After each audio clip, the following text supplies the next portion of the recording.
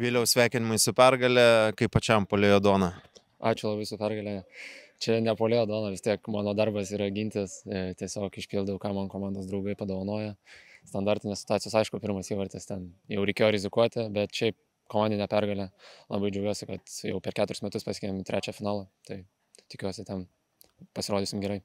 Pirmas įvartis, koks jausmas, ar toks nuslūgo, galbūt įtampos dalykas, kai išlyginot tą rezultatą? Aš jaučiau, kad kai mes praleidom įvartį, kad mes šiaip kontroliuojam varžybas ir rungtynės ir kad galim pelnyti įvartį bet kada. Tai manau, kad tikrai tas buvo komandos viduje, kad mes to tikėjom. Ir manau, kai pelnius įvartį mes tiesiog norėjom ne ginti ir saugoti rezultatą, o dar prieš pratesimą pelnyti įvartį. Nepavyko, bet gerai pasiekėm pergalę per pratesimą. Antras įvartis tikrai ne tik svarbus, bet ir labai gražus, nuo žolės, nuo skersinio į vartus. Pačiam tai karjeros galbūt įvartis kol kas. Čia pirmą kartą tokį tikrai įmušiau, tai labai džiaugiuosi, man irgi, kiek pamačiau pats, tai viršutinį vartų kampą, bet retai žaidžiu ant natūralios žolės, kadangi mūsų namų stadionas ant dirbtinos, tai ant dirbtinos sunku tokį įmušti, labai džiaugiuosi šito įvarčiu tikrai. Taip ir dovanoja saugiai komandai labai svarbią pergalę.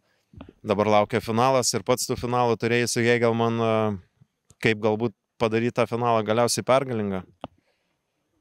Tiesiog gerai pasiruošti finalui ir šiaip atnešti tą patirtį iš buvusių finalų ir manau, tiesiog išeiti be streso, be nervų, žaisti futbolą tokį, kurį mes žaidžiam ir pagaliau iškelti tą taurę.